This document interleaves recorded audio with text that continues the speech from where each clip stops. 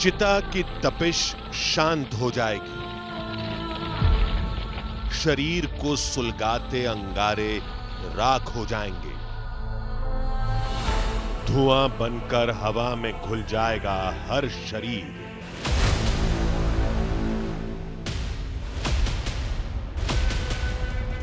मिट्टी में मिल जाएगा मिट्टी से जन्मा,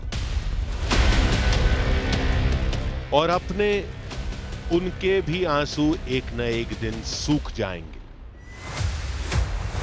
लेकिन जिसका जीवन गया, क्या उसका सफर हमेशा के लिए खत्म हो जाएगा? किसी भी विधि से वो अकाल मृत्यु से मर जाते हैं, तो उसकी आत्मा जो है वो भटकती रहती है। जो स्वाभाविक मृत्यु से मरते हैं, पहले वो प्रेत योनि में भ्रमण करते हैं। नहीं, चोला राख होगा, शरीर मिट जाएगा, लेकिन धरती पर रह जाएगी उसकी आत्मा, और वो तब तक रहेगी जब तक उसको अंतिम दान नहीं मिलता। पिंड देने से पितृलोक प्रेत योनि से छूट के ब्रह्मलोक की ओर लीन हो जाते हैं। ये पूर्वजों के लिए सुप्रीम कोर्ट कहा जाता है, और यहाँ पितरों के नाम से पिंडदान देने के बाद में वो देव रूपी हो जाते हैं। यहाँ श्राद्ध करने पे, पिंड दान करने से उनकी मोक्ष की प्राप्ति हो जाती है। वो प्रेत योनि से छूटकर डायरेक्ट विष्णु लोक में वो निवास कर जाते हैं। जिसका पितृबाधा, पितृदोष जो लगा हुआ है, वो सब का निवारण यही से। कहते हैं जिसे ये दान नहीं मिला, ना उसे वैकुंठ मिलता है, ना दूसरा जन्म। उसकी आत्मा भटकती है, खुद तड़पती है, लोगों को सताती है। क्या नाम है? हैं? जिनात जिनात, काय के दिए धरो थो जिन बाबा। कहते हैं ये शिला उनकी मुक्ति का आखिरी द्वार है, जिसका सबूत आज भी देखने को मिलता है। आह्वान करने से उनकी छाया वहाँ पर प्रकट होते हैं। ये जगह का नाम हुआ प्रेत शिला, प्रेतों का गढ़ है। सच में है, प्रेत का जगह है, प्रेत का मनुष्य का जगह है। उनकी भी तो आत्मा का शांति मिलना चाहिए। प्रेत हाथ बाहर करता था, पिंड लेता था, अंधकार था, चिराग जलता था। जो बंदे यहाँ पे आते हैं, तो जिस पे बुरा आत्मा का साया रहता है, वो आपरूपी चिल्लाने लगता है, बोलने लगता है। आधी हकीकत आधा फसाना में आज देखिए प्रेत शिला की पूरी कहानी, मुक्ति मार्ग के अनसुने रहस्य, श्री राम और मां सीता से इन सब का नाता, और वो तलाश जिसके अंत में आरंभ है, क्योंकि यहां है हर सनातनी का मुक्ति मार्ग।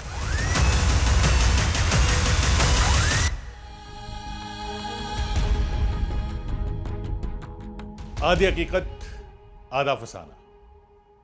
मोक्ष धाम वो आखिरी रास्ता जहां से परलोक का मार्ग जाता है। गरुड़ पुराण के मुताबिक किसी व्यक्ति की मृत्यु के बाद आत्मा शरीर छोड़ देती है, लेकिन वो धरती पर ही भटकती रहती है तब तक जब तक उसे मुक्ति द्वार पर मुक्ति नहीं मिलती, और वो मुक्ति द्वार है प्रेत शिला, जिसके बीच में दरार है। मान्यता के मुताबिक उस दरार के अंदर धरती और परलोक को जोड़ने वाला रास्ता है। जिस मृतक के परिजन वहां पिंडदान करते हैं, उसे ही मुक्ति मिलती है। लेकिन कुछ लोग एक दूसरा दावा भी करते हैं। उनके मुताबिक दिन में शिला शांत रहती है, लेकिन रात में जब सकारात्मक ऊर्जाएं कमजोर हो जाती हैं, तब वहां प्रेत घूमने लगते हैं। उस दरार से दिव्य रोशनी निकलती है, अजीब आवाजें सुनाई देती हैं, और उस सब की वजह से वहां रात में कोई नहीं रुकता। अब यह डर सच्चा है या भ्रम, आज का शो उस दावे को परखेगा। ध्यान से देखिए।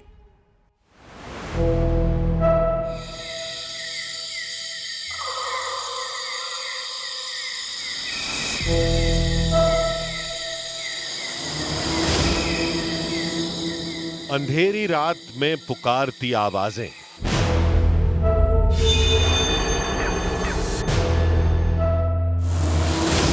मीलों तक फैला वीराना,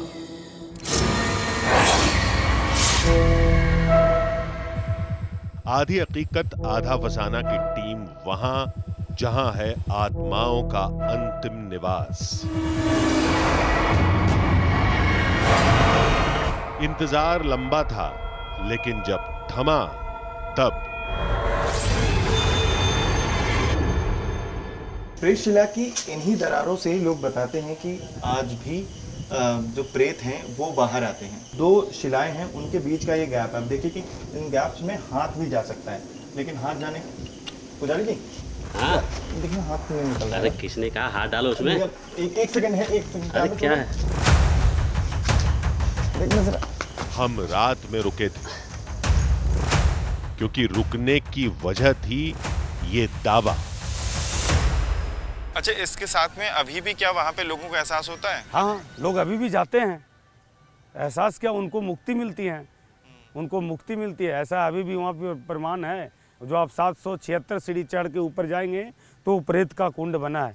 उसी जो मर जाते हैं अकाल मृत्यु से, उसी कुंड में जाकर पिंडदान देने से उस प्रेतों को मुक्ति, मोक्ष की प्राप्ति मिलती है। से आते हैं ना जो व्यक्ति पिंडदान करने के लिए, उसको भूत प्रेत छाया माया रहता है ना, जो प्रेत शिला पे आने के बाद वो अपने आप आ जाते हैं। नाम गोत्र आवाहन करने से उनकी छाया या जो भी समझिए उनके वहाँ पे प्रकट होते हैं। और प्रकट होने से वहाँ पे एक महत्व है कि यहाँ पे गया जी में लोग जौ का पिंडदान करते हैं, वहाँ पे एक खोवे का पिंडदान करते हैं, काला तिल का पिंडदान करते हैं। खोवे और काला तिल पिंडदान करने से प्रेतों को मुक्ति मिल जाती है। बिहार का गया जिला, कौन नहीं जानता इसे। वो स्थान जहां सैकड़ों लोग रोज अपने पूर्वजों को पिंडदान देने आते हैं, उनकी मुक्ति के लिए, उनकी आत्मा की शांति के लिए।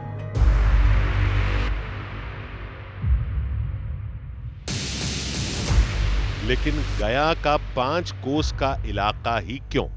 आखिर यहां क्या हुआ था जिसने गया को आत्माओं का मुक्त केंद्र बना दिया?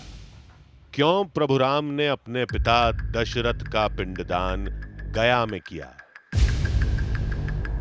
पिंडदान का मतलब क्या है? सनातन धर्म में इसे देना जरूरी क्यों बताया जाता है? क्यों माता सीता ने यहां गाय, तुलसी, ब्राह्मणों और नदी को श्राप दिया? क्यों सिर्फ यहीं रेत से पिंडदान दिया जाता है? किस पहाड़ को पूर्वजों का अंतिम निवास माना जाता है? क्या वाकई वहां रात में परलोक और भूलोक का भेद खत्म हो जाता है? क्या वो रास्ता रात में खुलता है? क्या वहां से झांकती हैं आत्माएं?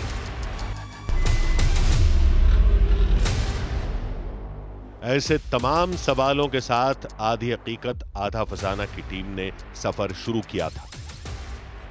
दिल्ली से गया का सफर लंबा था।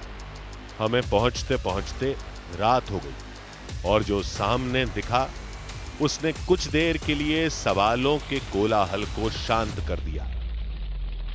हर कहानी की शुरुआत हम जन्म से करते हैं, लेकिन आज की कहानी की शुरुआत हम मृत्यु से कर रहे हैं, क्योंकि आज हम गया में हैं। गया वो स्थान है जहाँ पर 7 गोत्रों के 121 पीढ़ियों का पिंडदान होता है, उनका तर्पण होता है। यहाँ पर जीवन और मृत्यु दोनों एक साथ आ जाते हैं, क्योंकि यहाँ की हवाओं में राम नाम की गूंज है और आत्माओं के लिए प्रार्थना और अपने पूर्वजों के लिए एक वो विश्वास कि उनकी जो आत्माएं हैं वो उनसे मिलेंगी। क्यों? क्योंकि यहाँ पर होता है वो पिंडदान जिसके लिए जो आत्माएं हैं वो यहाँ पर भटकती रहती हैं। आज गया में हम उसी कहानी की तलाश पर आए हैं, जहाँ पर जीवन और मृत्यु जब एक साथ मिलते हैं तब क्या होता है वो यहाँ पे देखने को मिलता है। यहाँ पर भगवान भी हैं और उनके साथ प्रेत भी हैं और उनकी आत्माएं भी हैं जो हमारे पूर्वजों की।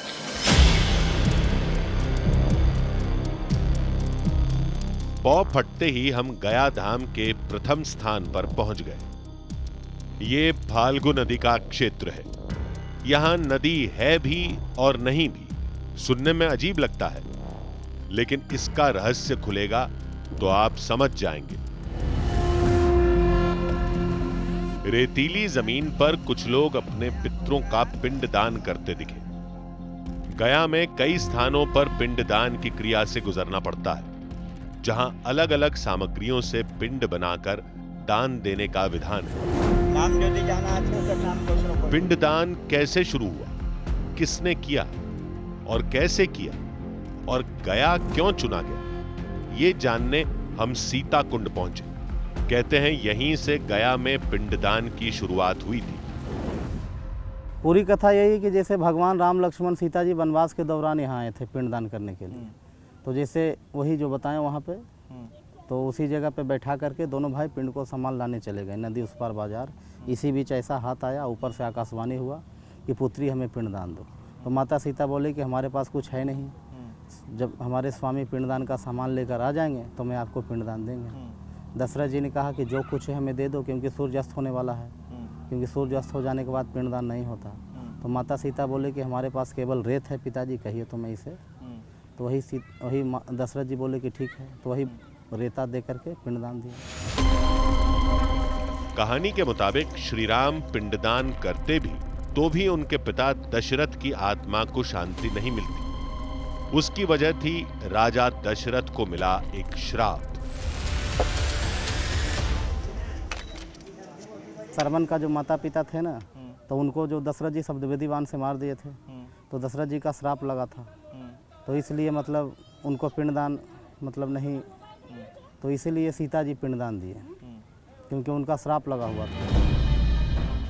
जब श्री राम लौटे तो सीता ने उन्हें पिंडदान करने की बात बताई, जिसके लिए उन्होंने उन 5 लोगों को आगे किया जो पिंडदान के साक्षी थे, लेकिन अपने अपने लालच की वजह से उनमें 4 मुकर गए। माता सीता ने 4 को क्रोध में श्राप दे दिए। ये नदी के श्राप दे दी कि आप सूख जाएंगे, तो जब बारिश होता है तो इसमें जल रहता है, नहीं तो ये सूखा रहता है। दूसरा गौ को श्राप दिए कि कली काल में आप गंदे पदार्थ का सेवन करेंगे, तो जब गौदान लोग करते हैं तो पूछ पकड़ के, क्योंकि मुख उसका अशुद्ध माना जाता है। इसके अलावा मां सीता ने ब्राह्मणों और तुलसी को भी श्राप दिया था। तीसरा ब्राह्मण देवता से पूछें, वही ब्राह्मण पंडा जो कहिए, तो उन्होंने भी झूठा बोल दिया, तो उनको भी श्राप दिए कि आप कली काल में लाख रुपए भी आपको यदि दान में मिलेगा तो भी आपका संतोष नहीं रहेगा। चौथा तुलसी माता से ये पूछें, तो उन्होंने भी झूठा बोल दिया, तो उनको भी श्राप दे दी कि जाइए आप कली काल में आपका कहीं भी उत्पत्ति हो जाएगा। लेकिन फल्गु के दूसरी तरफ वट वृक्ष था, उसने सीता के दावे को सच बताया। तो माता सीता ने उनको अक्षय प्रदान दी कि जब तक सूर्य चंद्रमा आकाश पाताल रहेगा तब तक पृथ्वी पर आप विराजमान रहें। तो फिर भी रामचंद्र जी को ऐसा मतलब कुछ नहीं हुआ। उन्होंने देखा कि 4 ने झूठा बोला, 1 ने सत्य बोला, तो मतलब संतुष्टि उनका नहीं हुआ। तो आगे में राम कुंड है, तो वहाँ पे राम सीता दोनों मिलकर जौ का आटे का पिंडदान दिए। तो यह स्थान आपका है सीता कुंड है। यहाँ पे बालू का पिंडदान दिया जाता है, आज से नहीं, त्रेता से चला आ रहा है, और वहाँ पे आटे का पिंडदान दिया जाता है। तो यहाँ पे 2 स्थान है, एक सीता कुंड और एक राम कुंड। फल्गु नदी, ब्राह्मण, गाय और तुलसी, इन 4 ने झूठ बोला, लेकिन ये आज भी पूजे जाते हैं। श्राप मिला तो सम्मान क्यों? क्या सीता मां के श्राप का असर नहीं हुआ? ये रहस्य सुलझाना बाकी था। माता सीता ने यहीं पर अपने ससुर जी यानी कि दशरथ जी को पिंडदान दिया था। अब उनके पास तो कुछ था भी नहीं, इसकी वजह से यहाँ पर बालू जो है उसे ही पिंड बनाकर दिया जाता है। यही वो मंदिर है, आपको अंदर लेकर चलते हैं। यही वो स्थान है जहाँ पर माँ सीता ने दशरथ जी को पिंडदान दिया था। ये देखिए, यही वो हाथ है जिसे कहा जाता है कि दशरथ जी का वो हाथ जहाँ पर माँ सीता ने पिंड दिया था, और एक पिंड उनके हाथ में और 2 पिंड यहाँ पर मौजूद हैं। ये सीता जी की वो मूर्ति है जो उस पिंडदान के बाद यहाँ पर स्थापित अपने आप हुई है, और ये जो हाथ है वो दिखाई दे रहा है कि उनके हाथ में पिंड है, और यहाँ पर जो 2 अलग अलग और पिंड है वो यहाँ पर दिखाई दे रहे हैं। फिर हम राम कुंड की ओर चल दिए, वो जगह जहां श्री राम ने दशरथ जी को पिंडदान दिया था।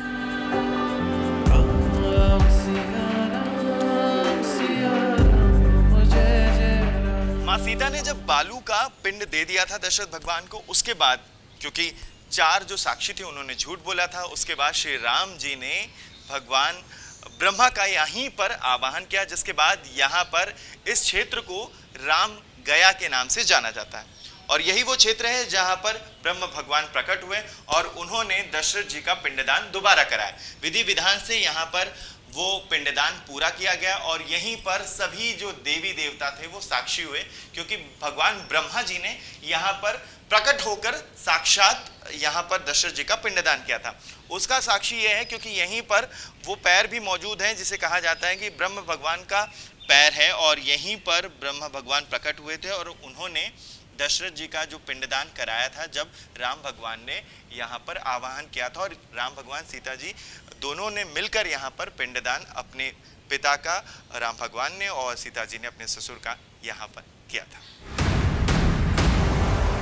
हमने पूछा कि पुण्य आत्माओं के अंदर लालच कैसे आए, वो भी इतना बड़ा कि वो मां लक्ष्मी के अवतार यानी सीता के कथन को नकारने का दुस्साहस कर बैठे।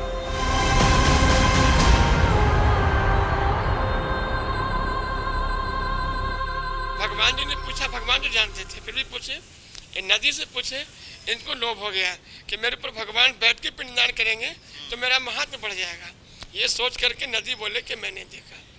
ब्राह्मण जी को लगा सीता जी पिंडदान दिए, कुछ दक्षिणा नहीं मिला। राम प्रभु जी फिर से पिंडदान देंगे तो सामग्री जो लाए हैं कुछ बाजार से खरीद करके हमें कुछ दान पुण्य मिलेगा। ये सोच के पंडित जी बोला कि मैंने देखा। गौ माता को लगा सीता जी तो बालू का पूजा दिए, आने वाले लोग भी बालू का पूजा करेंगे तो खाने पीने का चीज़ें नहीं है। भगवान जी जौ क्या लाए, फल फूल लाए, पिंडदान करेंगे, पिंड को विसर्जन होगा, तुम्हारे को खाने को मिलेगा। जब भगवान जी पिंडदान दिए हैं तो लोग आएंगे पिंडदान देने के लिए, हमारे को खाने पीने को हमेशा मिलेगा। ये सोच के गौ माता बोले कि नहीं देखे प्रभु। तुलसी मैया को लगा कि हम इतना पूजनीय हैं कि मेरे बिना कोई पूजा पाठ नहीं होता है, लेकिन सीता मैया मेरे बिना पूजा पाठ कर दिए। लेकिन श्री राम भगवान, श्री विष्णु भगवान हैं, उनके चरणों में रहते हैं। अगर भगवान जी दोबारा पिंडदान देंगे, हमारे को स्पर्श भी कर देंगे तो मेरा उद्धार हो जाएगा। ये सोच के बोले कि मैंने देखा प्रभु। वजह तो समझ आ गई, लेकिन फिर आज उन्हें पूजा क्यों जाता है?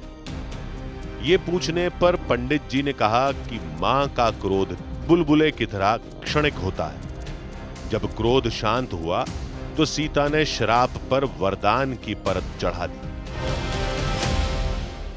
इनको स्थापित किया उस समय में कि जब कलियुग प्रवेश करेगा तो आप गुप्त गंगा हो जाएंगे और नदी में जल रहेगा बारिश का समय में, बाकी दिन बिल्कुल सूखा रहेगा।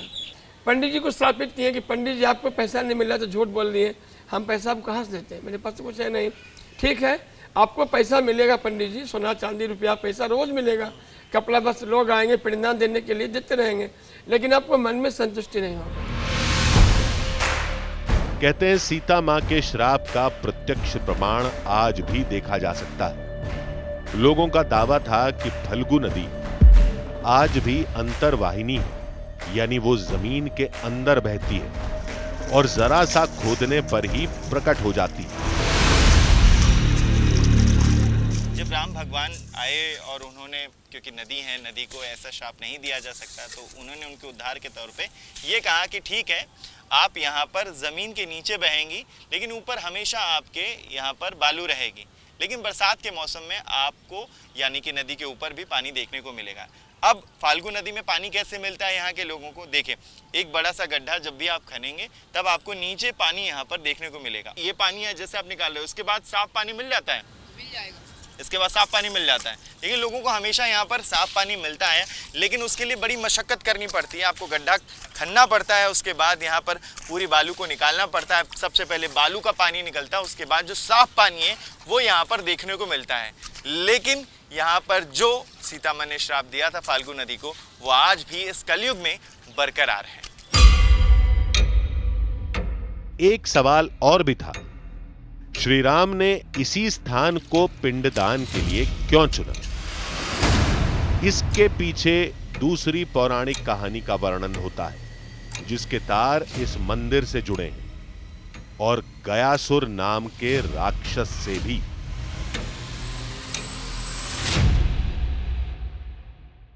गयासुर नामक एक दैत्य था जिसके नाम से इस तीर्थ का नाम गया जी रखा गया है। गयासुर नामक दैत्य था, उन्होंने ब्रह्मा का तपस्या करके उन्होंने वरदान मांगा कि कभी मृत्यु ना हो। तो मृत्यु नहीं होने लगा। उसके बाद भी भगवान गयासुर नामक दैत्य ने खूब तप किया। तप करने के बाद में ब्रह्मा से उन्होंने वरदान मांग लिया कि जो भी हमें स्पर्श कर ले या देख ले तो हमें सीधे वैकुंठ को चला जाए। तो सारे लोग जो भी पूजा पाठ करते थे वो करना बंद कर दिया, क्योंकि आदमी क्या चाहता है आगे की मुक्ति के लिए, पूर्व जन्म के लिए, मुक्ति के लिए। तो लोग को ऐसे ही मिल रहा था। तो सारे देवता दौड़ करके भगवान विष्णु के पास गए, क्योंकि हम आप क्या है, भगवान की शक्ति है, भक्त से ही भगवान है। तो लोग जब तब पूजा हवन करना छोड़ दिए तो भगवान अपने ही धीरे धीरे उनकी शक्ति छिन्न होने लगी। समस्या ये भी थी कि राक्षस और अत्यंत पापी मनुष्य निर्भय होकर पाप करने लगे। जीवन के अंत में वो गयासुर के दर्शन करते और वैकुंठ लोक के अधिकारी बन जाते थे। बिना प्रायश्चित और तपस्या के उनके पाप नष्ट हो जाते थे। इससे धरती पर वक्त से पहले कलयुग का आगमन होने लगा। देवताओं की विनती सुनकर विष्णु भगवान ने एक उपाय किया।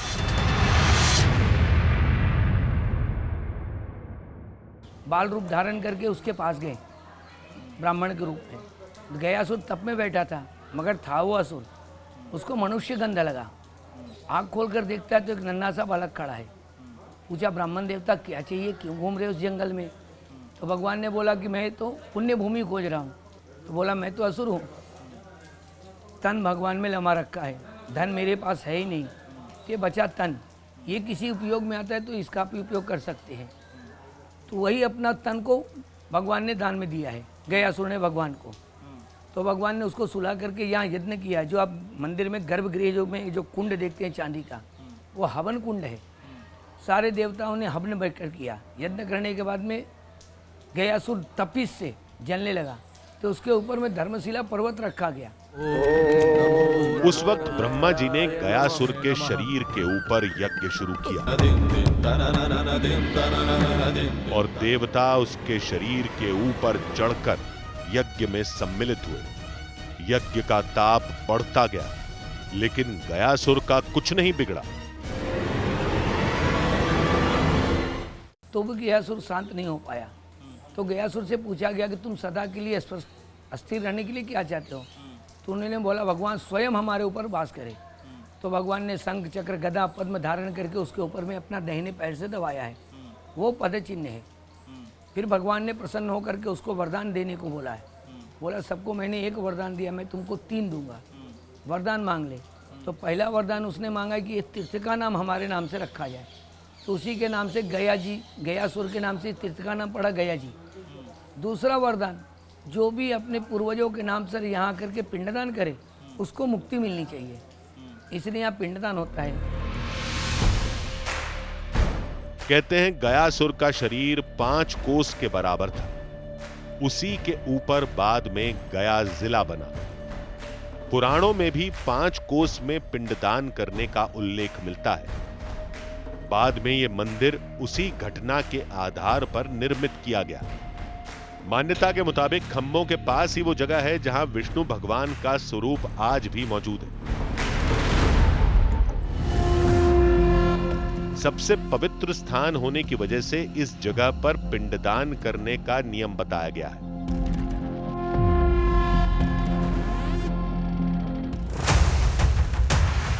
अब बारी थी उस स्थान की जिसकी तलाश में हम निकले थे, प्रेत शिला।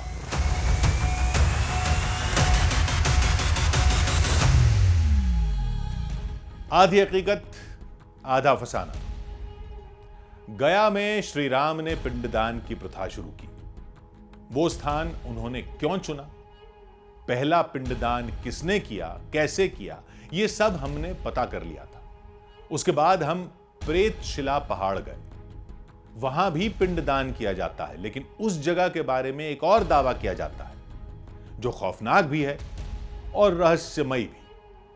दरअसल प्रेत शिला में दरार है। मान्यता के मुताबिक उस दरार के अंदर परलोक का गुप्त मार्ग है। वहां अंतिम पिंडदान मिलते ही आत्मा उस दरार से परलोक चली जाती। जिसे पिंडदान नहीं मिलता वो आत्मा वहीं रहती। रात होते ही परलोक और भूलोक को जोड़ता वो रास्ता खुल जाता है। वहां से आवाजें आती हैं, दिव्य चमक दिखती है, अजीब घटनाएं घटने लगती हैं। लेकिन क्या ये सच है? चलिए देखते हैं।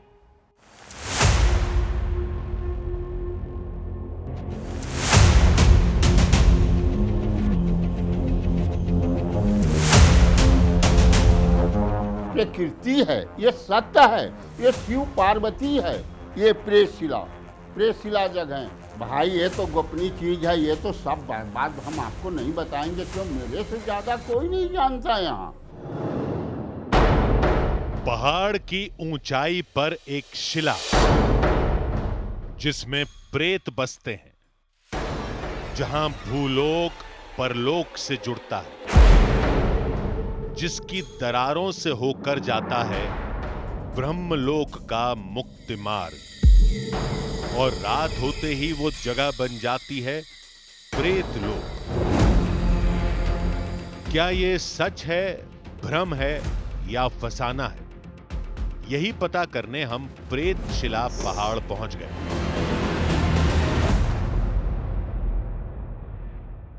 फाइनली हम उस स्थान पर पहुंच गए जिसके बारे में अब तक हमने सुना, यानी कि प्रेत शिला।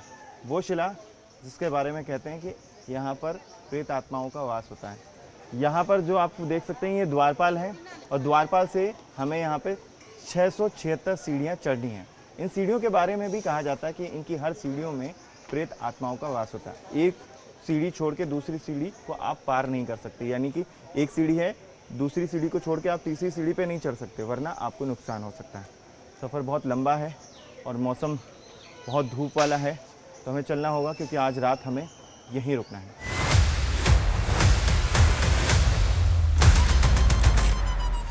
लोगों से मिलते बात करते हुए हम आगे बढ़ते गए। जितने सीढ़ी पर चढ़िए सबने प्रेत को मुक्ति है। अच्छा। हाँ, सीढ़ियों प्रेत है। सूरज जब उगा हुआ रहता है पिंड दान करने के महत्व होता है। आप कोई ऐसे नहीं दान होता, इसलिए कि पिंड दान करके बाद यात्री यहाँ नहीं रहते हैं। प्रेतों की जगह है, किसको क्या धर लेगा फिर क्या बताइएगा, इसलिए कि टाइम से आता है टाइम से जाता है। तो कभी ऐसे लोगों को डर और भी लगता है? हाँ, प्रेतों तो यहाँ देखते हैं, हम लोग देखे हैं। प्रेतों जैसे हम लोग खड़ा है ना, वो ब्रह्मकुंड जो बना हुआ है उसने रात में स्नान करते हैं। जब टाइम हो जाता है भोर ने रात में स्नान करते हैं। जैसे हम लोग कैसे बात कर रहे हैं, तो लगो मनुष्य सब लाइन से बैठा हुआ रहता है। प्रेत लोग आज आया से कल बताएगा कहाँ से आया प्रेत लोग कहता है। थका देने वाली चढ़ाई के बाद हम पहाड़ के सबसे ऊंचे स्थान पर पहुंच गए। मंदिर में पहुंचते ही हमने प्रेत शिला की पौराणिक कहानियों को जानना शुरू किया। ये जगह का नाम हुआ प्रेत शिला। प्रेतों का गढ़ है ये। जो व्यक्ति जो अकाल मृत्यु से मर जाते हैं, जैसे जहर खाकर, फांसी लगाकर, एक्सीडेंट होकर या किसी भी विधि से वो अकाल मृत्यु से मर जाते हैं, तो उसकी आत्मा जो है वो भटकती रहती है। प्रेत जोनी में उसका भटकता ही रहता है। तो यहाँ कर्म कांड कर लेने से, पिंडदान कर लेने से वो प्रेत का भी मोक्ष प्राप्ति हो जाता है। वो प्रेत जोनी से छूटकर डायरेक्ट विष्णु लोक में वो निवास कर जाते हैं। क्या क्या स्थान है यहाँ पर? यहाँ ब्रह्मा जी का चरण है, अंदर में भगवान विष्णु है, प्रेत शिला है। इस पहाड़ की भी पौराणिक कहानी है। मान्यता के मुताबिक यहाँ ब्रह्मा भगवान ने यज्ञ किया था। जब ब्रह्मा जी ने यज्ञ किए थे तो यहाँ स्वर्ण का शिला दान में दिए थे। अब ब्राह्मणों को बोले थे कि आप दान किसी से मत लेना, दान लोगे तो ये सोना से पत्थर स्वयं हो जाएगा, और जहाँ मेरा चरण रहेगा उसी पर 3 लकीरें रहेगा। उसी स्थान में जो व्यक्ति श्राद्ध करेगा, श्राद्ध करके उस पिंड को हमारे चरण पर, उस स्वर्ण लकीर पर जो देगा, चाहे वो पितृ हो या प्रेत हो, वहाँ दोनों का मोक्ष हो जाएगा। पौराणिक कहानी के मुताबिक तब से लेकर आज तक इस स्थान पर पिंडदान करने की रीत चली आ रही है। जिस जगह सोने की लकीर होने का दावा किया जाता है, हमने वहां पर जाकर देखा, लेकिन वहां कोई लकीर नहीं दिखी। तब वहां मौजूद पंडित ने एक तरीका अपनाकर लकीरें दिखाई। कौन से सोने का खाली फिंगर लगाना? अच्छा, ये सोने का है। स्वर्ण चीनी इसी को पूरा लंबा लाया है यहाँ से। हाँ, ऐसे ऐसे फिर ले जाए ऊपर को। 3 लाइन थी ना हमारा? एक ये देखा, एक जस्ट इसी के बगल में ये है, नहीं दिख रही, ये है, बहुत कम नजर आता है, फुट है। और एक यहाँ एड़ी है, बहुत बारीक है, बाल से भी पतला लाइन, जल देने पर ये दिखा देता है। हाँ, दिखा दे रहा। 1, 2 और तीसरी ये है। ये भगवान ब्रह्मा जी का ये चरण, ये एड़ी है, ये अंगूठा है। ब्रह्मा का मात्र कौन एड़ी है?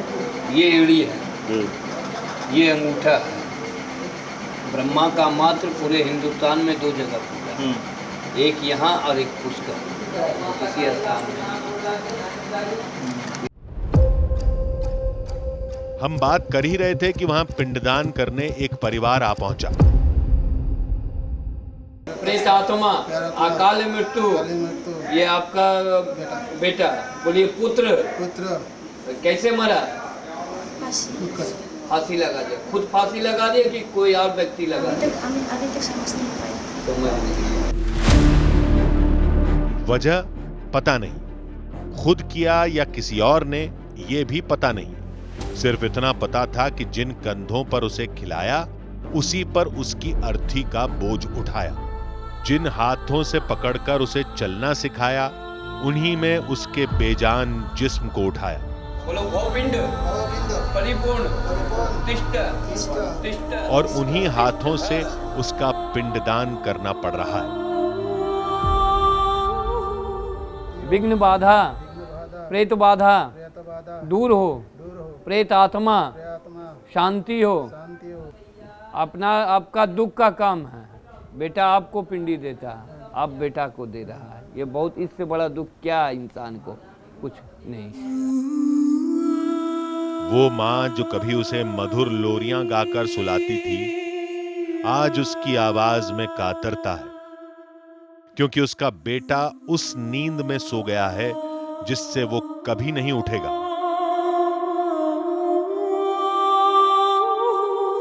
भगवान ब्रह्मा का कृपा से और पंडा का वचन से आज आपका कार्य परिपूर्ण हुआ, परिपूर्ण हुआ, परिपूर्ण हुआ। मस्तक को झुकाइए, आनंदमय हो, सुख शांति हो, मंगलमय हो, धन लक्ष्मी का। ये फोटो आपको मंदिर में देना है, नारायण विष्णु है वहां, ये फोटो वहां दे देना। पिंडदान की अगली प्रक्रिया भगवान विष्णु के सामने की गई, जहां उन्होंने अपने बेटे की तस्वीर अर्पण की। कहते हैं यहां पर पिंडदान किया गया, इस बात के साक्षी खुद विष्णु भगवान बनते हैं, ताकि मां सीता की कहानी की तरह साक्षी मुकरे नहीं। है पुत्र हमार हते वेद गोया थे आज के मुक्ति को लाभ हे नारायण भूल चुक के बेटा का जो परिपूर्ण, बेटा का जो परिपूर्ण, तुम्हारे भाई का जो परिपूर्ण।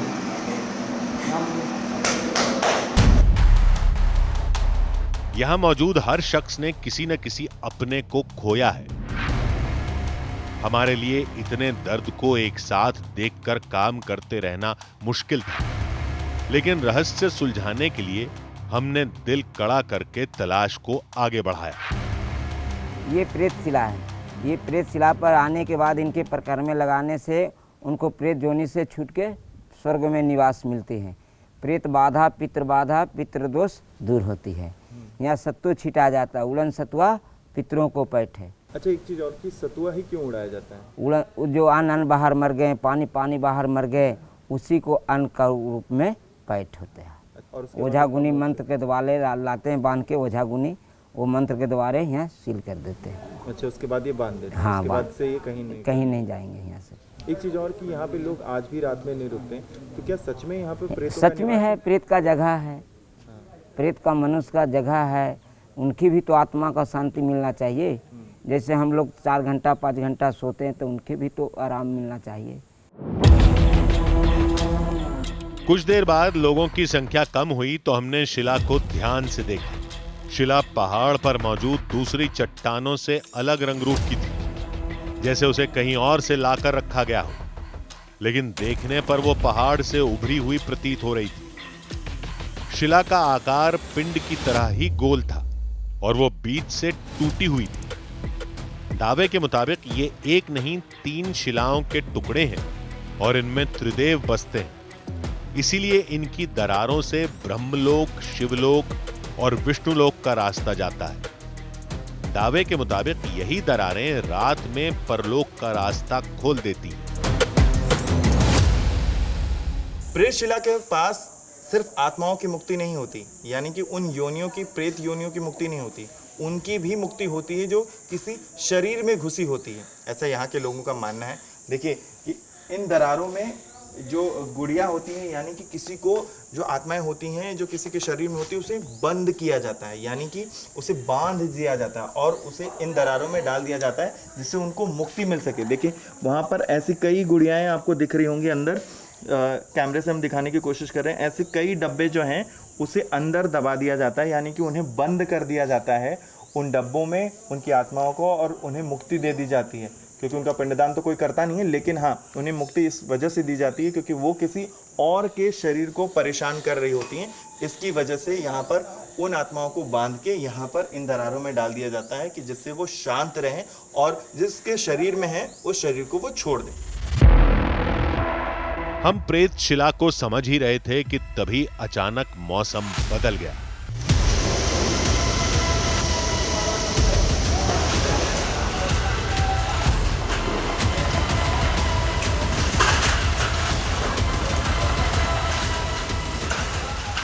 जोरदार आंधी और बारिश ने पूरे इलाके को घेर लिया। न मौसम विभाग का कोई अलर्ट था, न बारिश के हालात थे। फिर अचानक ये कैसे शुरू हुआ? लोगों ने हमसे कहा कि प्रेत शिला पर हमारे शक के कारण ये किसी प्रबल आत्मा के गुस्से के संकेत हैं। लेकिन हमने कहा कि धार्मिक मान्यताओं में मौसम देवों के अधीन है, उस पर आत्माओं का क्या जोर। कुछ घंटे बाद आसमान साफ हुआ और धीरे धीरे रात हो गई।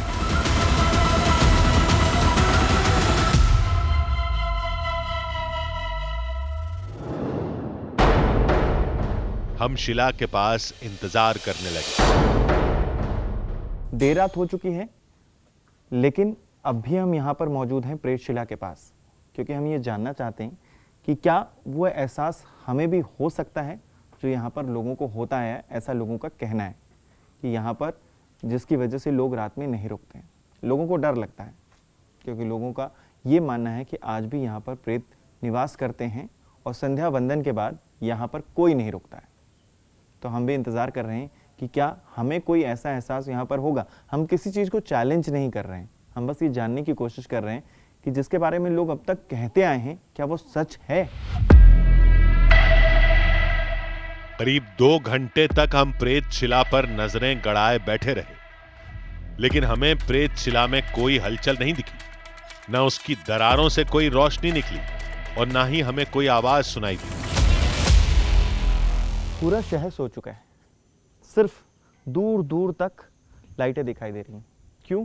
क्योंकि हम इस वक्त में प्रेत शिला के उस चोटी पर हैं जहाँ पर लोग कहते हैं कि आज भी प्रेत मौजूद रहते हैं। गया की हवा में पितरों का वास होता है, प्रेतों का वास होता है। क्यों? क्योंकि वो एक मुक्ति की तलाश करते रहते हैं, ऐसा लोगों का मानना है। और जब उनका पिंडदान हो जाता है ना, तो उसके बाद उनको मुक्ति मिल जाती है। लेकिन जिनका नहीं हुआ होता है वो इसी प्रेत शिला के इर्द गिर्द रहते हैं अपने परिजनों के इंतज़ार में, ऐसा लोगों ने हमें बताया। हम बहुत देर से इंतज़ार कर रहे हैं, ऐसा कोई एहसास हमें हुआ नहीं है। बस हवाएं चल रही हैं, हवाएं कुछ एक अजीब सा एहसास दिला रही हैं, वो समझ में नहीं। बहुत निगेटिव वाइब्स जो होती है ना, वो समझ में आ रही है यहाँ पे, उससे ज़्यादा नहीं। निगेटिव थॉट्स जो हैं वो मेरे माइंड में चल रहे हैं, लेकिन वो क्यों चल रहे हैं वो नहीं समझ में आ रहा है। हो सकता है कि हम बहुत इर्द गिर्द इतनी चीज़ें देख चुके हैं ना, तो शायद हो सकता है कि अपने जहन में ऐसी चीज़ें मैं सोच रहा हूँ इस वजह से, लेकिन बहुत भारी भारी सा लग रहा है। थोड़ी देर बाद अचानक लाइट चली गई। लगता है लाइट चली गई है, मतलब ऐसे शहरों में हो जाता है कई बार, क्योंकि बहुत ऊंची जगह है। अचानक से सबके सब जो लाइट थी ना वो चली गई है। बस कैमरे की लाइट सिर्फ हमारे पास है इस वक्त में, और ये प्रेसशिला देखिए कि इसके इर्द गिर्द कोई लाइट नहीं है, सिर्फ हम हैं यहाँ पर इस वक्त में। मैं और मेरे कैमरा पर्सन पुजारी जी हैं यहाँ पर।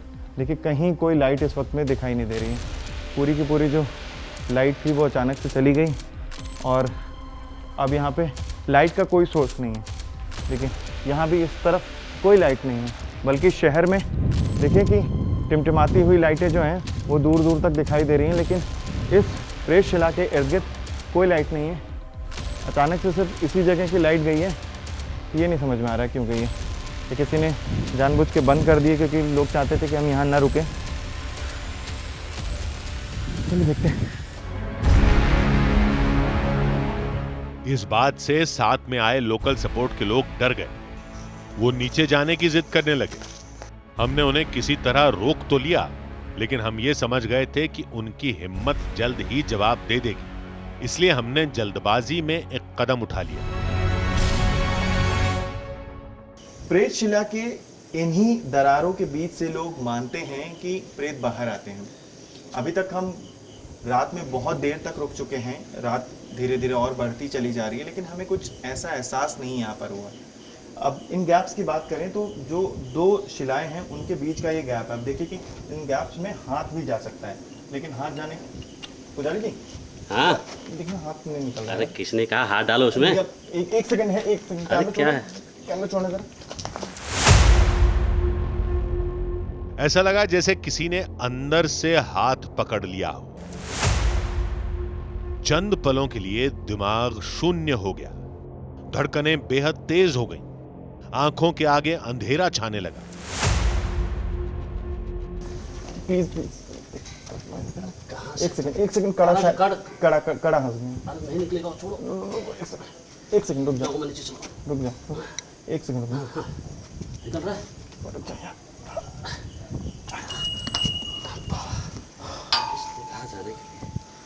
मेरा जो कड़ा था ना वो शायद अटक गया था। कुछ चोट तो नहीं आई? नहीं यार, हाथ पे थोड़ा सा दबाव है, दर्द हो रहा है।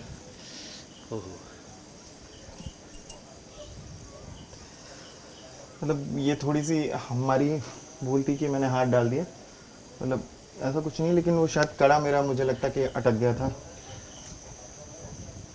ऐसा लग रहा था कि कोई चीज़ ऐसे पकड़ के रखा हुआ था। चलो यार। कहने को तो कह दिया, लेकिन क्या वाकई कड़ा फंसा था?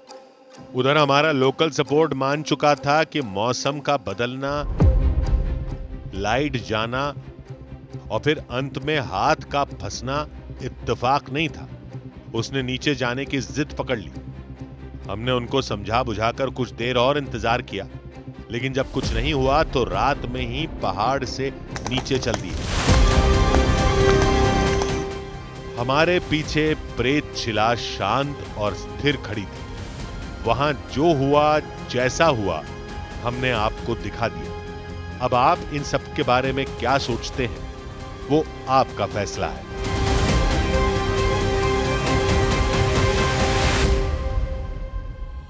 प्रेतशिला में रात में प्रेतों के आने का दावा हो या फिर उसकी दरारों से दूसरी दुनिया के झांकने जैसा दावा, वैसा तो हमें कुछ नहीं दिखा।